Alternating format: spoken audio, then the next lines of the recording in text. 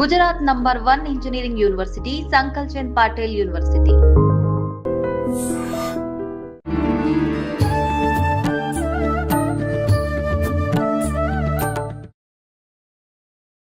ఒత్తిళ్ళని తట్టుకోలేక అసలు నాకు ఈ లైఫే వద్దు అని చెప్పి అసలు దైవ మార్గాన్ని వదిలిపెట్టి అన్ని రకాలుగా ఎటైనా వెళ్ళిపోతా అనే ఒక ఆలోచనలోకి వెళ్ళిపోతుంటారు. అటువంటి వాళ్ళకి ఏం చెప్తారు మీరు? ఈ ప్రపంచంలో మనమే ఒత్తిడి తీసుకుంటున్నామండి. ఆరోగ్యంగా, కుటుంబంతో, సమాజం కోసం, ధర్మం కోసం ఉండే ఒక జీవితం, అది మన లక్ష్యం అనుకోండి. మనం ఆవిడ కడుపుతో ఉంది, 9 నెలల ప్రెగ్నెంట్. అయితే వాళ్ళ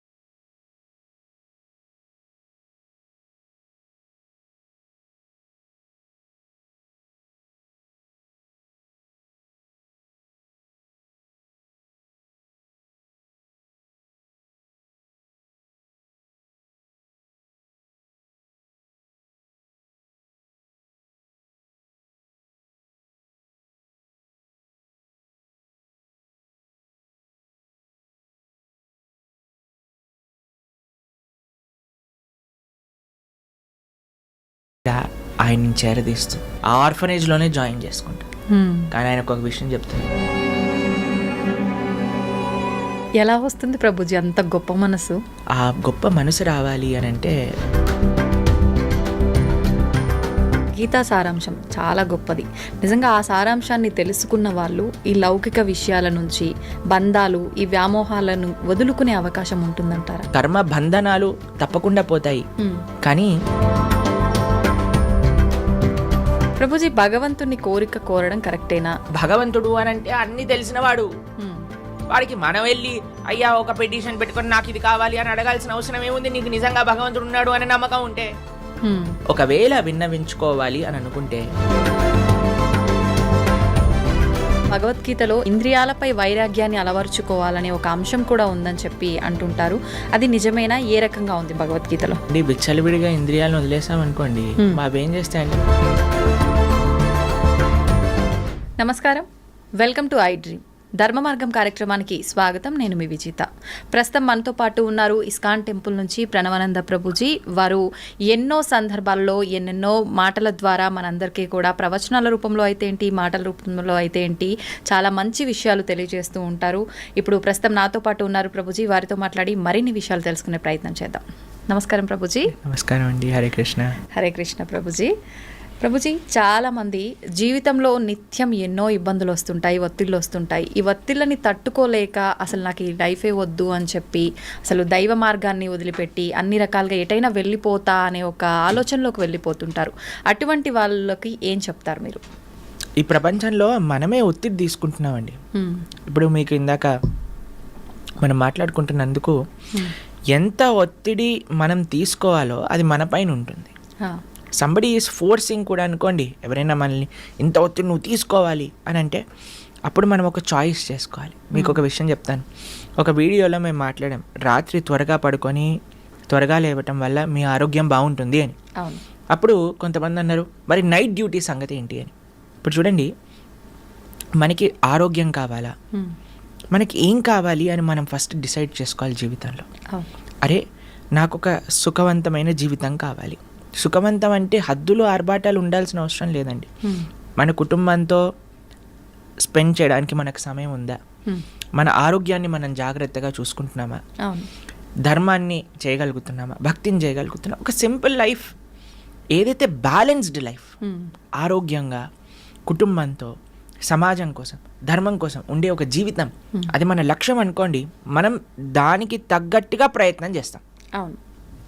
మనం ఏం చేస్తున్నాము అని అంటే ఒత్తిడి పెంచేసుకుంటున్నాం మన పైన. ఇప్పుడు ఇందాక మనం ఒక ఎగ్జాంపుల్ చెప్పాం, మన గ్రైండర్ తిరగటం. అప్పుడు ఏం చేసిందంటే, ఒకసారి మేము అలా చేస్తుంటే మా అమ్మగారు చెప్పారు, దాన్ని ఫస్ట్ పక్కన పెట్టు, కొద్దిసేపు వాడకు, చల్లారని, చల్లారాలి. దాని తర్వాత మళ్ళీ గ్రైండ్ చేయి, అప్పుడు వస్తుంది. అప్పుడు ఫ్యాన్ వేసి చల్లార్చడానికి పెట్టేస్తాం, అదొకసారి చల్లార్చాక మళ్ళీ గ్రైండ్ చేసేస్తాం. అవును, అంతే కదండి. అవును ప్రభుజీ. మనం ఎప్పుడైతే ఆ ఒత్తిడి అనేది మనం ఫీల్ అవుతామో we should take a break. Permanent break కాదండి. చాలా మంది అనుకుంటారు అయిపోయింది ఇంకా నా జీవితం వేస్ట్ అని. కాదు, ఒక టెంపరీ బ్రేక్ తీసుకో. ఒక దగ్గరికి వెళ్ళు, ఒక ఆశ్రమానికి వెళ్ళు, ఒక క్వైట్ ప్రదేశానికి వెళ్ళు, ఫోన్ కట్ చేసేయి, నీతో నువ్వు గడుపు, ఒక మెడిటేషన్ చెయ్యి, నామజపం చెయ్యి, ఒక ఆశ్రమానికి వెళ్ళి సేవ చెయ్యి. ఎప్పుడైతే నువ్వు ప్రపంచంలో ఉండే కష్టాలు ఎప్పుడైతే చూస్తావో, మా ఆశ్రమానికి వస్తే ప్రతిరోజు అక్కడ అన్నదానం జరుగుతుంది. అక్కడ ఎంత పూర్ పీపుల్ అంటే వాళ్ళు కేవలం నెల రోజులలో అన్నము ఒక పప్పు చేసుకుంటే వాళ్ళకి చాలా పెద్ద విషయం అన్నమాట. అలాంటి పేదరిక ఉన్న ప్రదేశానికి వెళ్ళి నువ్వు ఎప్పుడైతే వాళ్ళకి ప్రసాదం పెడతావో వాళ్ళు ఎంత ఆనందంగా ఆ కూర చూసి, ఆ చపాతీని చూసి, ఆ స్వీట్ చూసి వాళ్ళకి ఎంత ఆనందం వేస్తారే, ఈరోజు ఇన్ని రకాలు వచ్చాయా అని చూసినప్పుడు మనకు అనిపిస్తారే, నేను నాకు తినడానికి ఎన్ని రకాలు తిన్నుంది, ఎంత ఆనందంగా నేను ఉన్నాను అని. వేరే వాళ్ళ దుఃఖాలు మనం చూసినప్పుడు మన దుఃఖాలు దాంట్లో చిన్నగా అయిపోతాయండి. నిజమే ప్రభుజీ. మనము ప్రతిదానికి జీవితాన్ని వదిలేయాలి అనే ఒక చాలా తప్పు ధోరణిలో ప్రపంచం వెళ్తుందండి. మాకు చాలా ఇన్స్పిరేషనల్గా మదర్ ఆఫ్ ది ఆర్ఫన్స్ అని ఒక లేడీ గురించి మహారాష్ట్రలో చెప్తారు. మీకు ఈ కథ చెప్పానా ఎప్పుడైనా? ఆవిడ్ని వాళ్ళ ఊర్లో ఉండే వాళ్ళందరూ కూడా అస్ట్రసైజ్ చేసి ఆమె పైన కొన్ని అభాండాలు వేస్తారనమాట. ఆవిడ కడుపుతో ఉంది, 9 నెలల ప్రెగ్నెంట్. అయితే వాళ్ళ హస్బెండ్కి ఈవిడ పైన చెప్పుడు తప్పుడు మాటలని చెప్పేసరికి వాళ్ళ అత్తగారు వాళ్ళందరూ కలిసి ఈమెను చంపేయాలి అని ప్రయత్నం చేసి చాలా కొట్టేసి కడుపు పైన తన్నేసి ఒక గోశాలలో పడేస్తారు. ఏమని అని అంటే మొత్తం ఆవులన్నీ ఈవిని తొక్కేసి చంపేసాయి అనేటట్టుగా క్రియేట్ చేయటం కోసం. అయితే ఆవిడ అలా పడిపోయి ఏడుస్తూ ఉండి రక్తస్రావం అయిపోతూ ఉంటే రాత్రంతా ఒక గోవు ఆవిడ పైన నించొని ఆవిడని కాపాడింది, వేరే ఆవులు వచ్చి ఏమి ఇబ్బంది పెట్టకుండా. ప్రొద్దున లేసి ఆవిడ స్పృహకు వచ్చి చూసేసరికి మొత్తం ఒళ్ళంతా రక్తంతో నిండిపోయింది. ఆవిడ డెలివరీ అయిపోయింది అనమాట. ఒక పక్క నుండి ఒక చిన్న రాయి తీసుకొని, ఆ బొడ్డు ఉంటుంది కదా, దాన్ని రాయితో గీసి కట్ చేసేసింది ప్రయత్నం చేసి. ఆ చిన్న పిల్లవాడిని తీసుకుంది. ఎక్కడ ఉండడానికి జనాలు, ఎందుకంటే ఎవరైనా చూస్తే చంపేస్తారు ఈవిడ్ని. ఎందుకంటే అక్కడ ఉండే పెద్ద రౌడీలు వాళ్ళందరూ ఈవిడితో గొడవ పెట్టుకున్నారనమాట. అయితే ఇంటికా వెళ్ళలేదు, అత్తగారు మామగారు ఇంకా హస్బెండ్ అలా చేశారు. ఇటు బయట సమాజంలోకా వెళ్ళలేము, శ్మశానంలో ఉండటం ప్రారంభం చేసింది ఆ చిన్న బాబుతో. ఆవిడ ఏమనుకున్నదంటే తినడానికి తిండి లేదు, ఏం చెయ్యాలి అని అంటే పిండాలు పెడతారు చూడండి, వాటిలో నీళ్లు కలిపి కాలుతున్న చితల పైన చపాతీలు చేసుకొని తినింది బ్రతకడానికి. ఆవిడ అనుకున్నది, అరే నా జీవితం ఎందుకు, ఇంత కష్టాలు, ఇంత అన్యాయం నా జీవితంలో నేను ఫేస్ చేశాను, నా శరీరాన్ని ఎలాగైనా సరే ఆత్మహత్య ద్వారా త్యజిస్తాను, ఎందుకంటే నాకు ఇంకా బ్రతికి నేను ఎవరి కోసం బ్రతకాలి అని ఒక చెట్టు దగ్గర ఊరేసుకోవాలి అని వెళ్ళిందనమాట. అయితే చెట్టు దగ్గర కూర్చున్నప్పుడు ఆవిడ బయట అంతా ఎండగా ఉంది, కానీ ఆవిడ కూర్చున్న ప్రదేశం మాత్రం చాలా చల్లగా ఉన్నదనమాట. ఎందుకు అని ఇలా పైకి చూసేసరికి చెట్టుపై నుంచి ఒక చెట్టు కొమ్మ వేలాడుతూ ఉన్నది. వేలాడుతూ ఉన్న చెట్టు కొమ్మ ఈవిడికి నీడని ఇంకా గాలినిస్తుందన్నమాట. చెట్టు నుంచి విరిగిపోయి పడిపోయింది ఆల్మోస్ట్, కానీ ఇలా ఇలా వేలాడుతూ ఉన్నదన్నమాట.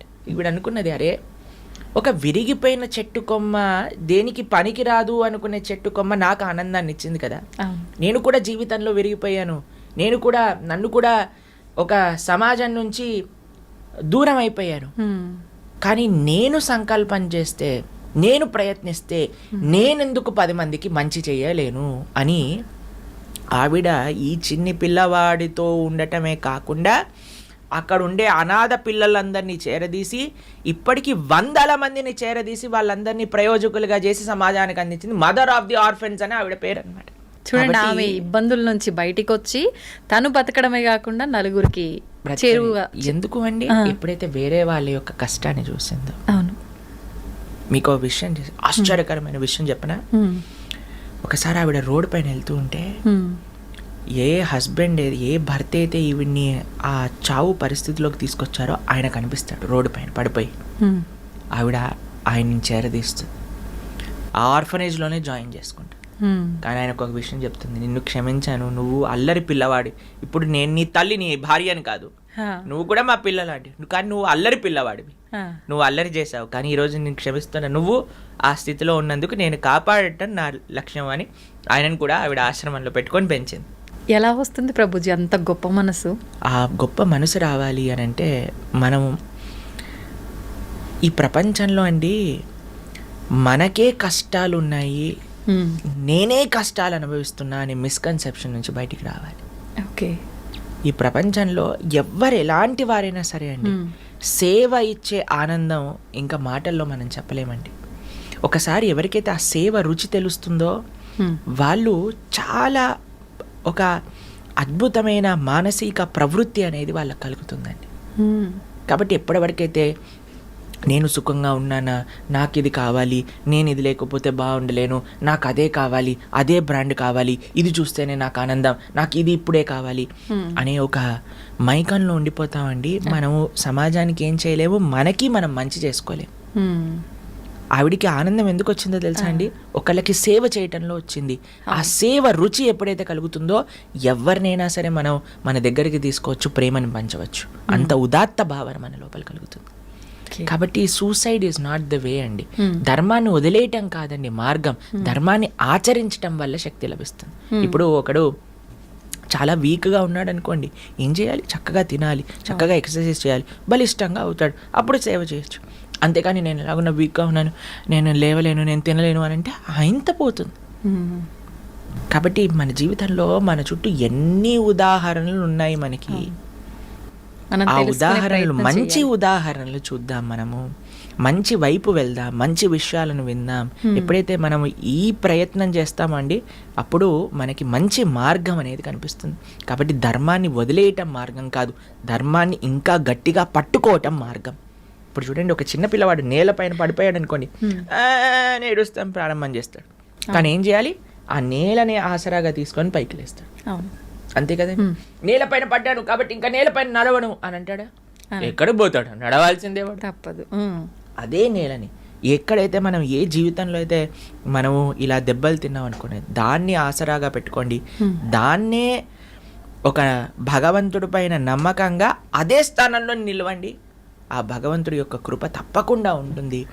మనోధైర్యం అనేది కావాలి. God helps those who help themselves అని అంటారు. కాబట్టి మనకి ఆ ఫేత్, భగవంతుడా ఉన్నావు, నువ్వు నన్ను రక్షిస్తావు, కానీ నేను నా ప్రయత్నం చేస్తా అని ప్రయత్నం చేయండి. తప్పకుండా జీవితంలో మళ్ళీ మీరు మంచి మార్గంలోకి వెళ్తారు, అందులో డౌటే లేదండి. ప్రభుజీ, గీతా సారాంశం చాలా గొప్పది.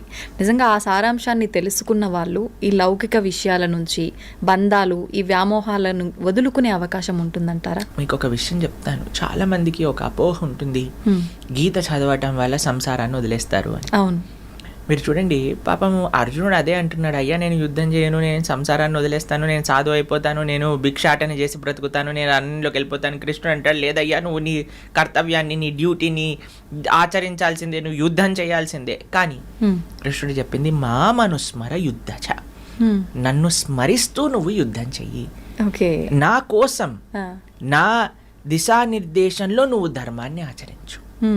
ఇప్పుడు చూడండి, ఎవరైతే ధర్మాన్ని తెలుసుకుంటారో, ఎవరైతే గీత అర్థం చేసుకుంటారో, మీరు ఇంతకుముందు టేప్ రికార్డర్స్ చూసారండి? టేప్ రికార్డర్స్ చూసారా?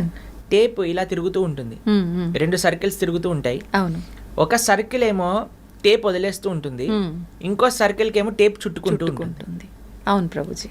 ఈ ప్రపంచంలో ధర్మం తెలియని వాడేంటి అని అంటే ఆ టేప్ చుట్టుకుని ఇంకా ఇంకా కర్మ బంధనంలో మునిగిపోతూ ఉన్నాడు.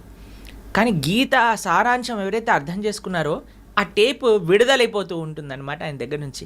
కానీ ఆ 2 తిరుగుతూనే ఉన్నాయి.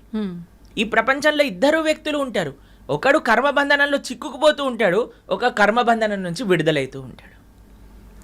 అసలు చెయ్యాల్సిందేంటి, ఎందుకు చెయ్యాలి, ఎలా చెయ్యాలి అని తెలుస్తుంది గీత అర్థం చేసుకునేవాడు.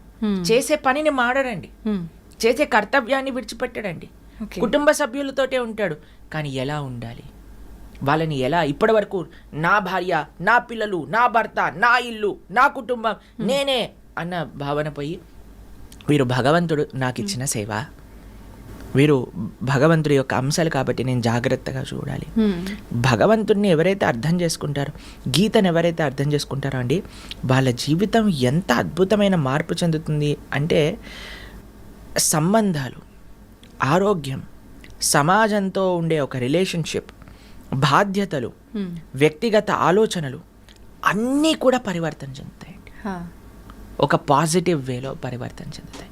ఒక మంచి వైపు మనం అర్థం చేసుకోగలుగుతాం. మీరు అన్నారు కర్మ బంధనాలు తప్పకుండా పోతాయి, కానీ ఆ బాంధవ్యం పోదు. ఆ బాంధవ్యాన్ని ఎలా చూడాలో అర్థమవుతుంది. ఓకే, ఇప్పటి వరకు నా ఎంజాయ్మెంట్ కోసం అనుకునే అరే కృష్ణుడి యొక్క సేవ, ఈ రెండే మారేవండి. ఇది గీతా సారాంశం. ఓకే, కానీ ప్రతి ఒక్కరూ ఇందాక మీరు చెప్పినట్టుగా స్పిరిచువల్ లైఫ్కి అలవాటు పడితే ఖచ్చితంగా వీటి నుంచి విముక్తి పొందాలి ఈ ఆలోచనలోనే ఎక్కువగా ఉంటుంటారు.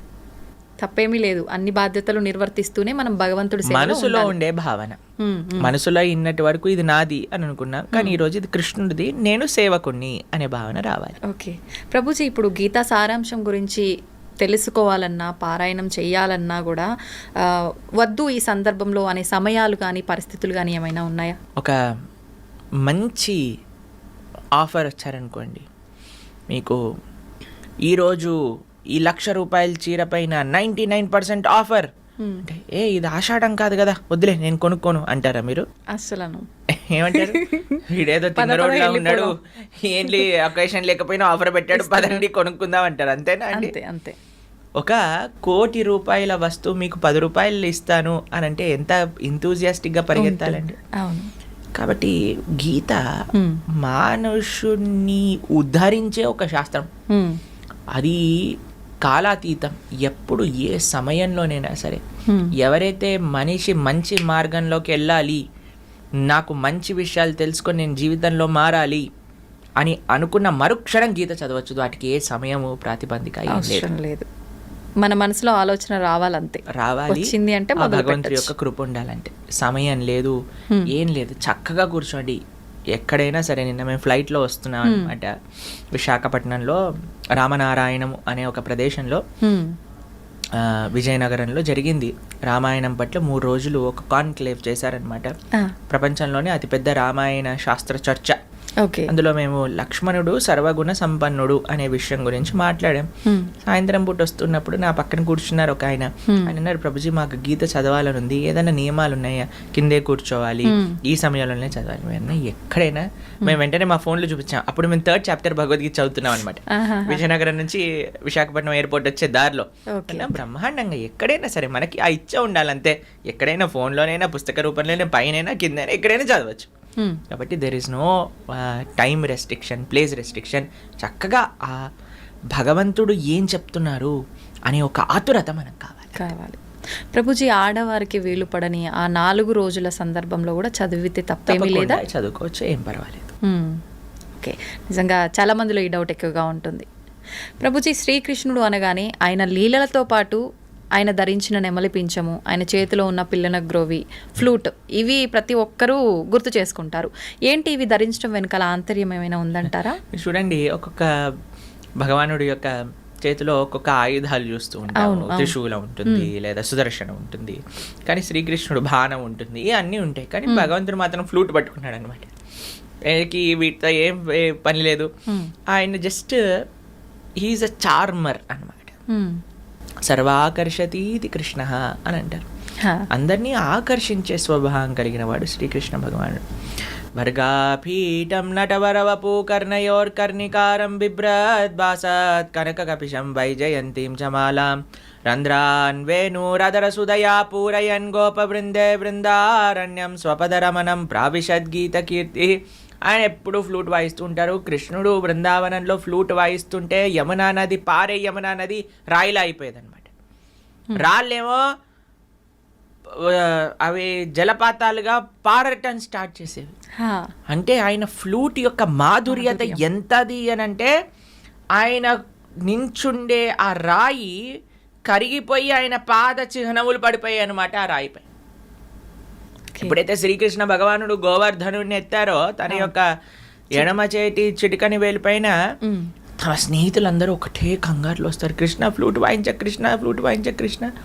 ఎందుకురా, ఎందుకు వాయించద్దు అంటున్నారు అని అంటే, అరే మనం ఫారెస్ట్లో ఆడుకోవడానికి వెళ్ళినప్పుడు నువ్వు ఫ్లూట్ వాయించేటప్పుడు ఆ రాళ్ళన్నీ కరిగిపోయేవి, ఇప్పుడు ఇంత పెద్ద గోవర్ధనం కరిగిపోయింది అనుకోండి, మనందరం ఇక్కడే ఉండిపోతాము, మనందరి పైన ఒక సమాధి వచ్చేస్తుంది, నువ్వు ఫ్లూట్ వాయించటమా పువ్వు అని అంటారు అనమాట. అంత మధురం అండి. కృష్ణుడు ఎందుకు వేణుగానం చేస్తారు అంటే, రాయిని కూడా కరిగించటము అని అంటే, మన యొక్క హృదయం కూడా రాయి లాంటిదండి, ఒక బండ అని అంటారు చూడండి. మన హృదయం కూడా చాలా కఠినం అయిపోయింది. మీరు చూడండి, రాయి లోపలికి నీళ్ళు ఇంకమండి, కానీ ఒక స్పాంజ్ ఉందనుకోండి, స్పాంజ్ నీళ్ళలో పెట్టంగానే మొత్తం పీల్చేసుకుంటుంది. ఎవరి అయితే హృదయం కఠినంగా ఉంటుందో వారికి భక్తి రసం అనేది కలగదండి. ఆ భగవంతుడి పట్ల అంటే భక్తులు మాట్లాడే మాటల పట్ల, అరే వీళ్ళేంటి ఇంత మైకంలో ఉన్నారు, వీళ్ళేంటి ఆ కృష్ణుడి గురించి ఇలా అంటున్నారు, అలా అంటున్నారు, కృష్ణుడు భక్తి అది ఇది అంటున్నారు, ఆ ఆస్వాదన రాదు. ఎందుకంటే భక్తి అనేది రసము వంటిది. ఆ రసము పీల్చుకోవాలి అని అంటే మన హృదయం కఠినంగా ఉండకూడదు, మన హృదయం ఒక స్పాంజ్ లా ఉండాలి. మరి కఠినమైన హృదయం నుంచి స్పాంజ్ అవ్వాలి అని అంటే ఏం చేయాలి? వేణుగానం, కృష్ణుడి యొక్క వేణుగానం అని అంటే భగవంతుడి యొక్క మాటలు, భగవంతుడి యొక్క వాక్కులు ఒక సుందరమైన శబ్ద రూపంలో వచ్చాయి. అవే శాస్త్రములు, అదే గీత, అదే భాగవతం, అదే రామాయణం. దాన్ని ఎప్పుడైతే మనం వింటామో కఠినమైన హృదయం కూడా స్పాంజ్లా మారిపోతుంది. అలానే భగవంతుడి యొక్క అధరామృతం, ఒకటి భగవంతుడి యొక్క నోటి నుంచి రెండు వస్తాయండి. ఒకటి మాటలు, రెండు ఆయన ఉచ్చిష్టం అంటే ప్రసాద్. మన జీవితంలో ప్రతిరోజు కూడా మనం భగవత్ ప్రసాదాన్ని స్వీకరించగలిగితే, సాత్వికమైన ఆహారాన్ని ఇంట్లో తయారు చేసుకొని భగవంతుడికి నివేదన చేసుకొని స్వీకరించగలిగితే ఆ కఠినమైన హృదయం అనేది కోమలం అవుతుంది. అయితే ప్రభుజీ అంటుంటారు కదా పెద్దవాళ్ళు, అన్నిటికీ ఎమోషనల్గా ఉండొద్దు, గుండెను రాయి చేసుకోవాలి, అప్పుడైతేనే అన్ని పరిస్థితుల్ని తట్టుకోగలుగుతారు, అన్నిటినీ తట్టుకునేటట్టు మొండిగా తయారవ్వాలి అని చెప్పి, దాని గురించి ఏమంటారు? భౌతికమైన విషయములలో మొండిగా ఉండాలి, ఆధ్యాత్మికమైన విషయములలో స్పాంజ్లా ఉండాలి. మనము దానికి క్వైట్ ఆపోజిట్ చేస్తున్నాం. అవును, ఆధ్యాత్మికమైన విషయములలో బండలా ఉంటున్నాం, భౌతికమైన విషయంలో స్పాంజ్లా ఉంటున్నాం. వీడా మాట అన్నాడు, ఆవిడ మాట అన్నది, ఈయన ఇలా చేశాడు, ఆయన అలా చేశాడు, అన్ని హృదయంలో పెట్టుకున్నాం. ఏ రోజు, ఏ తారీఖు, ఎప్పుడు, ఏ మాట అన్నది అని మొత్తం లిస్టుతో చెప్పి. ఎందుకు? ఎందుకంటే మనం ఈ భౌతికమైన ప్రపంచంలో ఉండే ప్రతి వస్తువుని కూడా సోక్ చేసుకుంటున్నాము. కానీ భగవంతుడి దగ్గరికి వచ్చేసరికి కఠినంగా కథం, అంతే, ఆయనకి నాకు సంబంధం అయిపోయింది. మనం చెప్పేది రివర్స్. భౌతికంగా మీరు అన్న విషయంలో, భౌతికమైన ప్రపంచంలో కఠినంగా ఉండండి. అందులో మీరు ఫస్ట్ ప్రశ్న ఏమన్నారండి? ఈ ప్రపంచంలో ఉండే ఒత్తిడుల వల్ల మొత్తం వదిలేయాలనుకుంటున్నారు. ఎందుకు? మీరు భౌతికతలో స్పాంజ్లా ఉన్నారు. భౌతికతలో బండ అవ్వండి, ఆధ్యాత్మికతలో స్పాంజ్ అవ్వండి. ఇదే సొల్యూషన్. ప్రభుజీ, భగవంతుని కోరిక కోరడం కరెక్టేనా? కోరికతో భగవంతుని ఆరాధించడం కరెక్టేనా? నిజంగా కోరిక కోరాలంటే ఎలా కోరుకోవాలి? భగవంతుడికి ఇప్పుడు ఎవరికి తెలియని వాడు అనుకోండి అడగచ్చు. అన్ని తెలిసిన వాడిని మీరేం అడుగుతారండి? కరెక్టే. మన గురించి అన్నీ తెలిసిన వ్యక్తికి అడగటం ఎందుకండి? ఎన్నిసార్లు అడుగుతాం? భగవంతుడికి తెలియదా? భగవంతుడు అని అంటే అన్ని తెలిసిన వాడు. వాడికి మనం వెళ్ళి అయ్యా ఒక పిటిషన్ పెట్టుకొని నాకు ఇది కావాలి అని అడగాల్సిన అవసరం ఏముంది? నీకు నిజంగా భగవంతుడు ఉన్నాడు అనే నమ్మకం ఉంటే. భగవంతుడు లేడు అని నమ్మకపోతే అసలు కోరిక ఎలా కోరుకుంటాం ప్రభుజీ? ఉన్నాడని నమ్మకం, ఉన్నాడు అని నమ్మకం ఉంటే. భగవంతుడు అని అంటే అన్ని తెలిసిన వాడే కదా. మళ్ళీ నువ్వు స్పెషల్గా వెళ్ళి నాకు ఈ కోరిక ఇవ్వు, నాకు ఇది కావాలి అని అడగాల్సిన తండ్రి ఆయన. ప్రహ్లాదుడిని నరసింహస్వామి అడిగాడు, అయ్యా ఏదైనా కోరిక కోరుకో, నాకేం వద్దండి. లేదు కోరుకోవాల్సిందే, నాకేం వద్దండి. లేదు కోరుకోవాల్సిందే అని అంటే ప్రహ్లాదుడు అన్నాడు, అబ్బా ఇంత తెలివిగా ఆలోచిస్తున్నావు, కోరికలు ఇచ్చి నువ్వు తప్పించుకుందాం అనుకుంటున్నావా? నరసింహ, నాకు కోరికలు వద్దు, నాకు నువ్వు కావాలి. అయ్యా నేను ఎలాగనో నీ వాడిని అయ్యా, నేను నీ కోసమే వచ్చాను, నీతోటే ఉంటాను, కానీ కోరిక కోరుకో. చూడండి, భక్తుడిని ప్రహ్లాదుడు ఎంత చిన్న పిల్లవాడు, 5 సంవత్సరాల పిల్లవాడు. కౌమారాత్ ఆచరేత్ ప్రాజ్ఞో ధర్మాన్ భాగవతానిహ. అంతా 5 సంవత్సరాల పిల్లవాడికి తెలుసండి కోరిక అవసరం లేదు భగవంతుడిని కోరుకోవడానికి. మనం భగవంతుడు కావాలి అని కోరుకోవాలి, కానీ ఈ కోరిక ఆ కోరిక మనకు అవసరం లేదు. స్వామి చేస్తాడు, మనము ఆయన దగ్గర పిల్లవాడిలా ఉంటే చేస్తాడు. కానీ నాకు తెలుసు, నాకేది మంచి, నేను అడిగిందే కావాలి అని అంటే నీకు భక్తి ఎక్కడ ఉంది? భక్తియే లేదు. భక్తి ఉన్నవాడు ఎన్నడూ కోరిక అడగడండి. భక్తి లేనివాడు మాత్రమే కోరిక అడుగుతాడు. అహైతుకి అప్రతిహత యయాత్మ సుప్రసీదతే. భగవంతుడి నుంచి ఆశించకూడదు. భగవంతుడికి పూర్తి నమ్మకం ఉండాలంటే స్వామి నువ్వేం చేసినా నాకు మంచి చేస్తావు. కాబట్టి కోరిక విన్నవించాల్సిన అవసరం లేదు భగవంతుడికి. ఒకవేళ విన్నవించుకోవాలి అని అనుకుంటే మొండిగా కాదండి, స్వామి ఇది నాకు మంచి అని అనిపిస్తుంది,